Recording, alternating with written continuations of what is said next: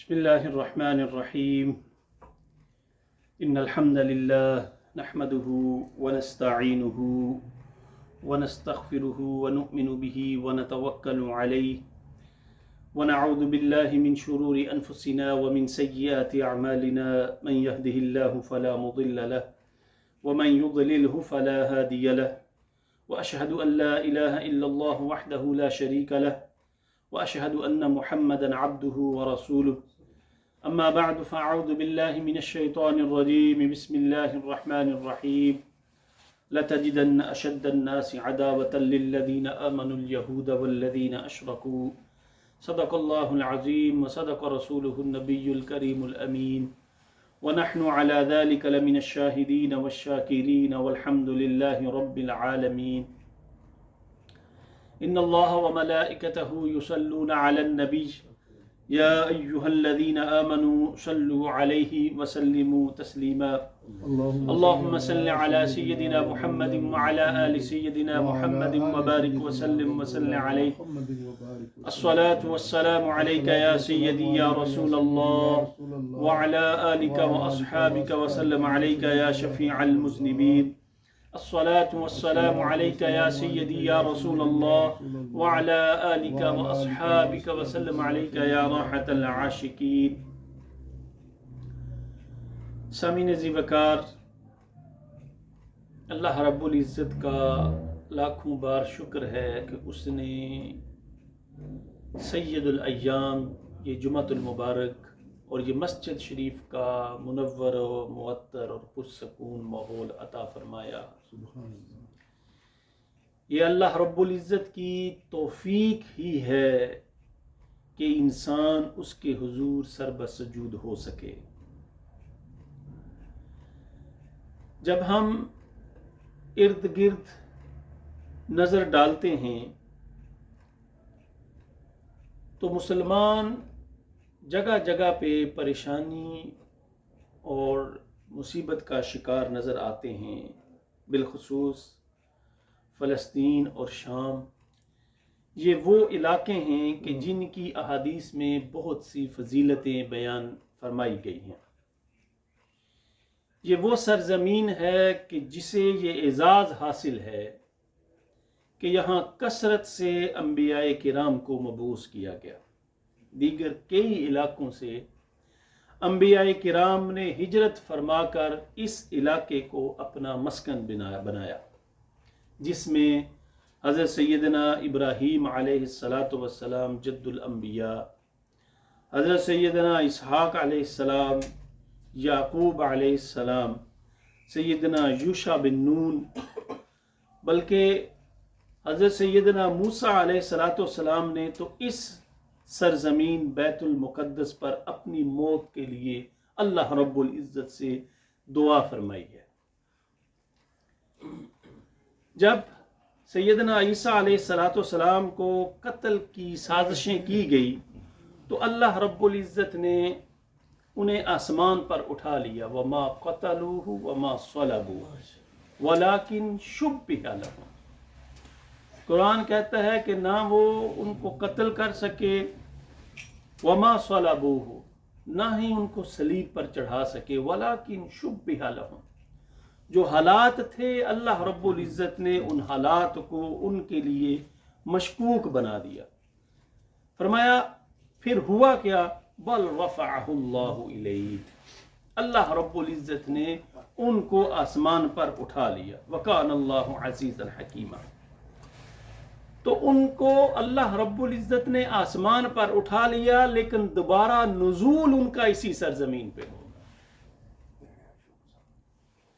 اور ہمارے پیغمبر سید الانبیاء صلی اللہ علیہ وآلہ وسلم کی پیدائش و بعثت اگرچہ مکہ مکرمہ میں ہوئی، مگر سب سے بڑا معجزہ جو ہے، سب سے بڑا تو قرآن کا معجزہ ہے، اور دوسرا جو بڑا معجزہ ہے وہ معراج کا معجزہ.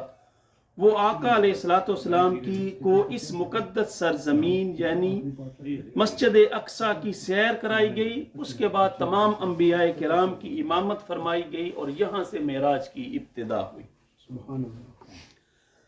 جب بھی مسلمانوں کے لیے اس کے ازلی اور ابدی دشمنوں نے انہیں ٹھیس پہنچانے کی کوشش کی ہے تو ہمیشہ مقدس علاقوں کو، مقدس سرزمین کو پامال کرنے کی کوشش کی گئی ہے۔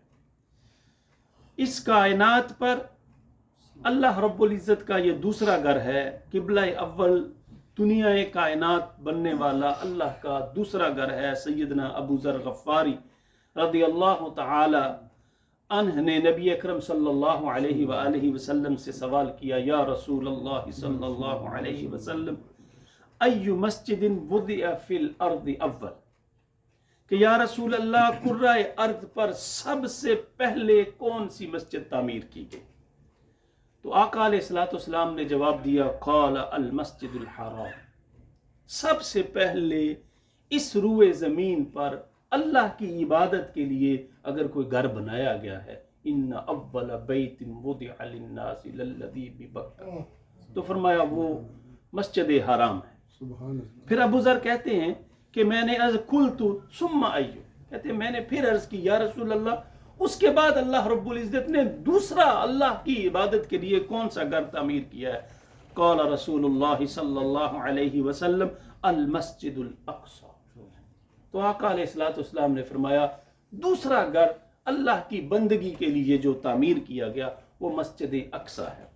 قلت کم کان بینہما، ابو ذر کہتے ہیں کہ میں نے پھر عرض کیا یا رسول اللہ ان دو گھروں کے، ان دو مساجد کے بننے میں کتنا فاصلہ تھا، کتنی وقت کی دوری تھی، کتنے عرصے کے بعد ایک گھر بنا پھر دوسرا گھر بنا؟ قال رسول اللہ صلی اللہ علیہ وسلم 40 سنۃ، کم و بیش 40 سال کا دورانیہ تھا کہ یہ مسجدیں، دوسری مسجد، پھر فرمایا مسجد اقصی اور ان دونوں کی تعمیر میں کتنا عرصہ؟ فرمایا 40 سال کا فاصلہ تھا۔ روایات میں آتا ہے کہ حضرت سیدنا داؤد علیہ السلام نے جب مسجد بیت المقدس کی تعمیر شروع کی تو اللہ رب العزت نے ان کی طرف وحی کی کہ باقیہ تعمیر جو ہے یہ حضرت سیدنا سلیمان علیہ السلام، یعنی ابتدا اس کی داؤد علیہ السلام نے کی، جبکہ اس کی تکمیل حضرت سلیمان علیہ السلام نے کی۔ یہ مقدس سرزمین ہے اور بڑی اہمیت کی حامل ہے۔ یہ انتہائی مقدس اور بابرکت زمین ہے جہاں اللہ رب العزت نے اپنے برگزیدہ پیغمبروں کو یہاں پہ ہجرت کا بھی حکم دیا اور ان سے اس گھر کو تعمیر کروایا۔ حضرت سیدنا ابراہیم علیہ السلام، حضرت لوط علیہ السلام کو ان کی قوم سے نجات دے کر اسی بابرکت زمین کی طرف اللہ نے ہجرت کا حکم دیا۔ فرمایا وَنَجَّيْنَاهُ وَلُوطًا إِلَى الْأَرْضِ الَّتِي بَارَكْنَا فِيهَا لِلْعَالَمِينَ، کتنی یہ مقدس والی جگہ ہے کہ اللہ فرماتا ہے ہم نے ابراہیم اور لوط کو ان ظالموں سے نجات دے کر ایسی إِلَى الْأَرْضِ الَّتِي، ایسی زمین کی طرف ان کی رہنمائی کی، بَارَكْنَا فِيهَا لِلْعَالَمِينَ، جس میں نے برکت رکھی ہے۔ یہ نہیں کہا کہ برکت رکھی ہے ابراہیم کے لیے یا لوط کے لیے، للعالمین، میرے اور آپ کے لیے بھی اللہ رب العزت نے اس سرزمین میں برکت رکھی ہے۔ اور امام ابن کثیر اس آیت کی تفسیر میں بیان فرماتے ہیں مہاجرن الی بلاد الشام، کہ ان کو حکم دیا کہ شام کی طرف ہجرت کریں، الی الارض المقدسۃ منہا، اور پھر مسجد اقصی کی طرف ہجرت کریں۔ پتہ یہ چلا کہ یہ جو شام اور فلسطین ہیں یہ دونوں زمینیں بڑی اہمیت کی حامل ہیں، بڑی مقدس زمینیں ہیں۔ اور حضرت موسیٰ علیہ السلام نے بھی اپنی قوم کو جب اس بستی میں داخل ہونے کا حکم دیا تو انہوں نے بھی لفظ مقدس استعمال کیا، یا قوم ادخلوا الارض المقدسۃ التی، اس سرزمین کے لیے مقدس اور بابرکت کا لفظ کم و بیش سب سے زیادہ قرآن کریم میں اسی سرزمین کے لیے آیا ہے۔ یا قوم ادخلوا الارض المقدسۃ التی کتب اللہ لکم، اے میری قوم اس مقدس سرزمین میں، اس پاک سرزمین میں داخل ہو جاؤ، التی کتب اللہ لکم، جس کو اللہ رب العزت نے تمہارے لیے لکھ دیا ہے۔ بے شمار انبیاء کا جب ذکر ہم پڑھتے ہیں، قرآن کریم کو کھنگالتے ہیں، تو اس میں اس سرزمین کی فضیلت پہ آیات آتی ہیں۔ حضرت سلیمان علیہ السلام کا تذکرہ کیا قرآن نے، وہاں بھی اس سرزمین کو اللہ رب العزت نے بابرکت کہا، وَلِسُلَيْمَانَ الرِّيحَ عاصفة تجری بأمره إلى الأرض التي باركنا فيها. پھر یہاں پہ بابرکت کا سلیمان علیہ السلام کے لیے ہم نے تند و تیز ہوا کو بھی إلى الأرض عاصفة تجری بأمره اس کو بھی آپ کا تابع کر دیا. اور پھر فرمایا اور جو حکم ان کے حکم سے اس سرزمین کی طرف چلتی تھی، جو حکم جو ہوا ان کے تابع تھی وہ اس سرزمین کی طرف چلتی تھی. یہاں بھی اللہ رب العزت نے بابرکت کا لفظ استعمال کیا، وَأَوْرَثْنَا الْقَوْمَ الَّذِي كَانُوا يُسْتَضْعَفُونَ مَشَارِقَ الْأَرْضِ وَمَغَارِبَهَا الَّتِي بَارَكْنَا فِيهَا. جگہ جگہ پہ قرآن کریم نے اس سرزمین کو بابرکت کہا ہے. اور پھر قرآن کریم نے اس جگہ کی قسم بھی کھائی ہے، وَالتِّينِ وَالزَّيْتُونِ. سبحان اللہ. جیسے قرآن کریم نے والفجر کی قسم کھائی ہے، اس طرح وَالتِّينِ وَالزَّيْتُونِ انجیر اور زیتون کی قسم. یہاں اللہ نے انجیر اور زیتون کی قسم کھائی ہے. اور حافظ ابن کثیر رحمۃ اللہ علیہ نے والزیتون کی جو تفسیر کی ہے وہ اسی سرزمین کی طرف تشبیہ دی ہے. اور امام قتادہ اور امام زید اور کعب الاحبار نے بھی یہ قول نقل کیا ہے، ہوا مسجد بیت المقدس. اس سے مراد جو اللہ رب العزت نے قسم کھائی ہے یہ مسجد اقصی کی قسم کھائی ہے. یہ بابرکت سرزمین ہے. اللہ رب العزت نے اس کے لیے بڑی فضیلت نازل فرمائی ہے. اور اس کے لیے نماز کی نیت سے سفر کرنا بھی اللہ رب العزت نے اجر اور ثواب کا کام ہے. لا تشد الرحال الا الى ثلاثه مساجد، کہ 3 مساجد کی طرف ثواب کی نیت سے آپ سفر کر سکتے ہیں، اس کے علاوہ نہیں. فرمایا وہ کون سی 3 مساجد؟ فرمایا صحیح بخاری شریف کے حدیث المسجد الحرام ومسجد رسول صلی اللہ علیہ وسلم ومسجد الاقصی. یہ 3 ایسی مساجد ہیں جن میں نماز کی فضیلت بھی ہے، جن میں عبادت کی فضیلت بھی دیگر مساجد سے زیادہ ہے، اور ہر اعتبار سے اس سفر کو بابرکت اللہ رب العزت نے فرمایا ہے. اور آخری بات، حضرت سیدنا عبداللہ بن عمر رضی اللہ تعالیٰ عنہ بیان فرماتے ہیں کہ جب یہ مسجد اقصی کی تعمیر مکمل ہوئی، لما فرغ سلیمان ابن داؤد من بناء بیت المقدس، جب اس کی تعمیر سے آپ فارغ ہوئے، سأل اللہ ثلاثا، تو آپ نے اللہ رب العزت سے 3 دعائیں مانگی. وہ 3 دعائیں کیا تھی؟ یصادف حکمہ، اے اللہ کہ جو میں فیصلہ کروں وہ تیرے حکم کے مطابق ہو. جب اس مسجد کی، جب ایک انسان کی فطرت ہے نا، جب کسی نیک کام کی تکمیل کرتا ہے تو دعا مانگتا ہے. جب مسجد بنی ہے تو افتتاح کے لیے دعائیں مانگی جاتی ہے. تو کہا جب مسجد کی تکمیل ہوئی نا تو حضرت سیدنا سلیمان علیہ السلام نے ہاتھوں کو بلند کیا اور کہا اللہ تیرا گھر تیار ہے اللہ کی مخلوق کے لیے. اب میں تجھ سے سوال کرتا ہوں کہ میں جو بھی فیصلہ کروں وہ تیرے حکم کے مطابق ہو، تیرے حکم کے متصادم نہ ہو. اور دوسری یہ دعا کی کہ وَمُلْكًا لَا يَنْبَغِي لِأَحَدٍ مِّن بَعْدِهِ، اے اللہ مجھے ایسی بادشاہت عطا کر کے اس کے بعد ایسی سلطنت تو کسی کو عطا نہ کرے. اور پھر فرمایا وَأَلَّا، تیسری جو دعا کی، وَأَلَّا يَأْتِي هَذَا الْمَسْجِدَ أَحَدٌ لَا يُرِيدُ إِلَّا الصَّلَاةَ فِيهِ، کہ اے اللہ میری تیسری دعا ہے کہ جو بھی بندہ اس مسجد میں آئے یہ نیت لے کے الا الصلاۃ فیہ، کہ میں اس مسجد میں نماز ادا کرنے کے لیے آ رہا ہوں، الا خرج من ذنوبہ کیوم ولدتہ امہ، تو اس کے گناہوں کو ایسا معاف فرما دے جیسے آج ہی اس نے ماں کے پیٹ سے جنم لیا.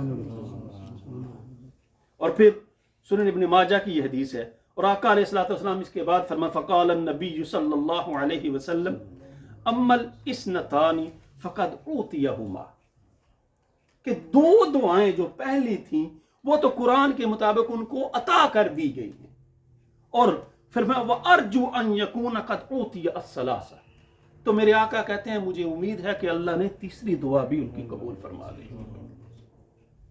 اور یہ بات آج میرے لیے نہیں تھی کہ جو 2 رکعت نماز نیت، اس نیت کے ساتھ کہ میں 2 رکعت مسجد اقصی میں جا کے ادا کروں گا، وہ سفر کرتا ہے، وہ جہاں جاتا ہے نماز ادا کرتا ہے، تو اللہ کے نبی کی یہ دعا ہے سلیمان بن داؤد کی کہ جو اس نیت سے اس مسجد میں آتا ہے، اے اللہ تو اس کے گناہوں کو معاف فرما۔ سبحان اللہ، ماشاء اللہ، بڑی فضیلت اور اہمیت کی حامل یہ جگہ ہے۔ دعا ہے اللہ رب العزت ہمیں دین اسلام کی تعلیمات کو سمجھنے اور ان پر عمل کی توفیق عطا فرمائے۔ دوستو، اس وقت اس سرزمین پہ بسنے والوں پہ مشکل وقت ہے، اور یہ ہماری ذمہ داری ہے کہ اس مشکل وقت میں ہم جس طرح ممکن ہو سکے ان کا ساتھ دیں، اخلاقی طور پر، مالی طور پر، جیسے بھی ممکن ہو ہم ان کا ساتھ دیں۔ قرآن کریم نے ارشاد فرمایا نا، انما المؤمنون اخوہ، مسلمان کا بھائی ہے۔ اور حدیث شریف میں آتا ہے، مثل المؤمنین فی توادہم وتراحمہم وتعاطفہم مثل الجسد، کہ ایک مسلمان، اس کی مثال ایسے ہے پیار و محبت میں، رحم و شفقت میں، مہربانی برتنے میں، سب ایک جسم کی مانند ہے۔ اور جب اذ اشتکا منہ عضو، اور جب کسی ایک حصے کو تکلیف ہوتی ہے تو سارے کا سارا حصہ بے چین ہو جاتا ہے۔ اور یہ ساری بات اور ساری تمہید باندھنے کے بعد بتانا یہ مقصود ہے کہ یہ وہ سرزمین ہے جو ہر اعتبار سے محترم و مقدس ہے۔ وہاں پہ بسنے والے آج مشکل کا شکار ہیں۔ ہماری ذمہ داری بنتی ہے اپنے اپنے پلیٹ فارم پہ اپنی استطاعت کے مطابق آپ آواز اٹھائیں، نہیں تو واتقوا فتنۃ لا تصیبن الذین ظلموا منکم خاصہ۔ پھر ایسا نہیں ہوگا۔ پھر میں جو آزمائش سے ڈرو، واتقوا فتنہ، آزمائش سے ڈرو، لا تصیبن الذین ظلموا منکم خاصہ، یہ نہیں ہوتا کہ آزمائش جو ہے وہ صرف ظالم کو پہنچتی ہے۔ فرمایا پھر اس کو بھی پہنچتی ہے جو ظلم پہ خاموش رہا یا جس نے ظلم کرنے والے کا ساتھ دیا۔ یہ نہ ہو کہ ہمارا شمار بھی اس میں، وَاعْلَمُوا أَنَّ اللَّهَ شَدِيدُ الْعِقَابِ، اللہ کا عذاب بڑا سخت ہے۔ دعا ہے اللہ ہم سب کو عمل کی توفیق عطا فرمائے۔ وآخر دعوانا ان الحمد للہ رب العالمین۔ سنتے ہیں دعا فرمائے۔